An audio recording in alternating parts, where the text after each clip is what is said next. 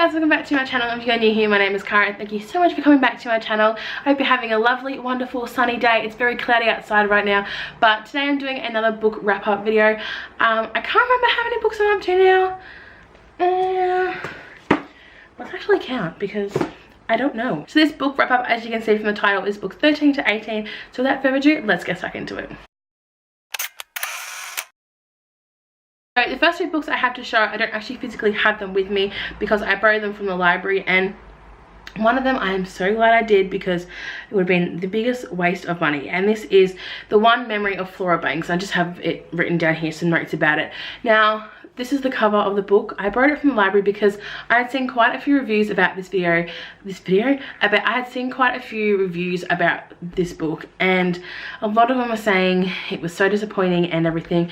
So I saw it at my local library and I thought I'm going to borrow it instead of buying it, and I'm so glad I did because the story just didn't flow. Like, I was so bored reading this book until like maybe 3/4 of the way through the book. Like, literally, I think maybe I had 50 pages left. I found it really interesting, and I just think the way the story was written, I didn't really connect with the character Flora, and like, it just seemed really jumpy and it didn't really flow well together. So I'm just kind of glad I didn't waste my money on buying it. But like, it was like 50 pages to the end and the story got really good, and then it got really shit really quickly.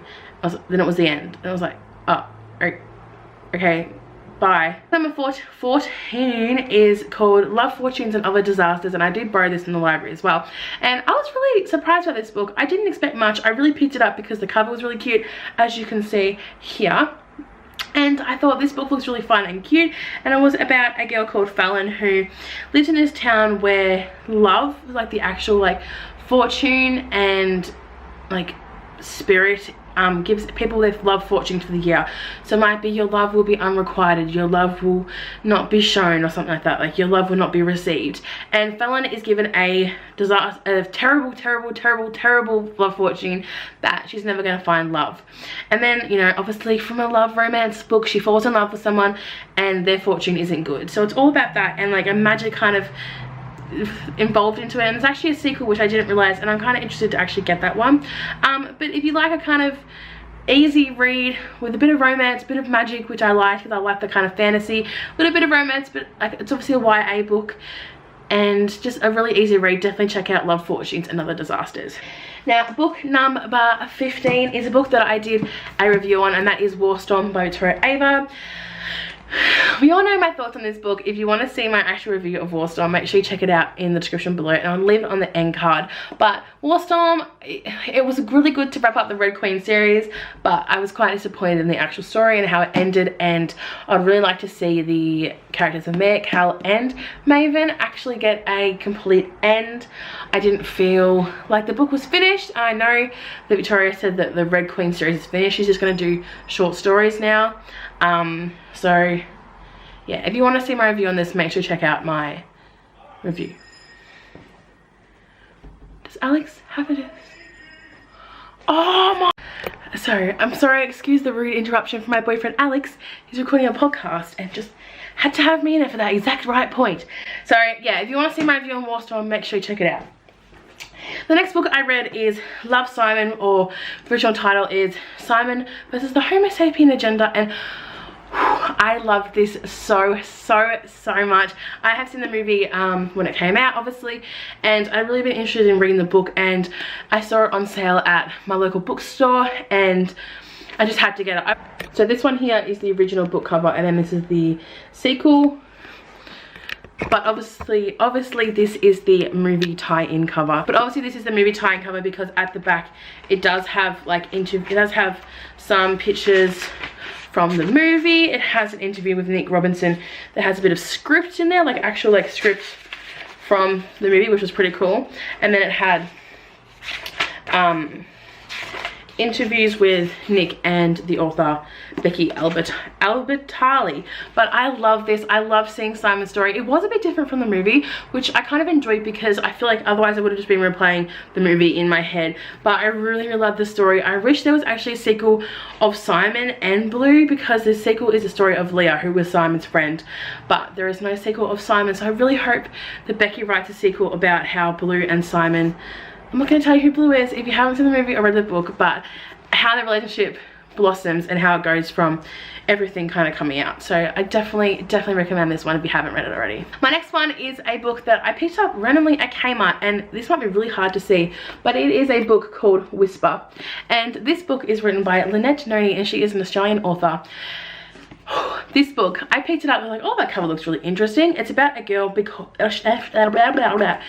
called Jane Doe, and she has been locked up in this like facility for 2 years, 6 months and 14 days and has never uttered a word.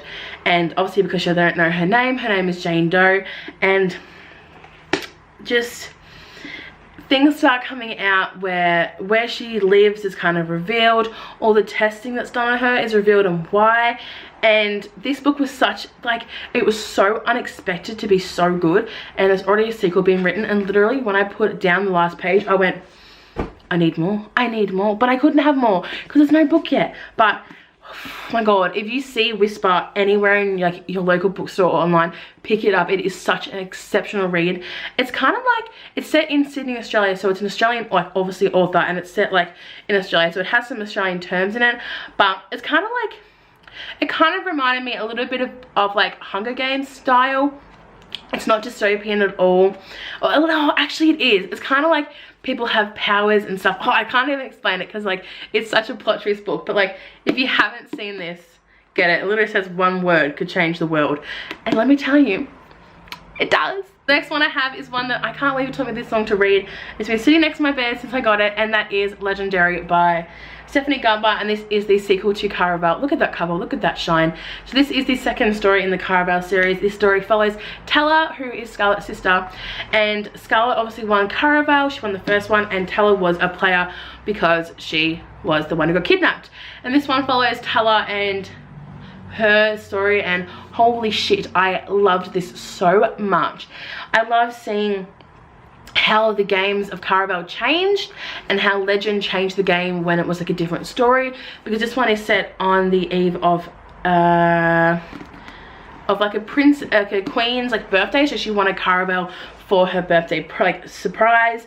So the party is run in this downtown, and it was just incredible. Like Tella has a mission I'm not going to say, because does it even say on the back? No, it doesn't.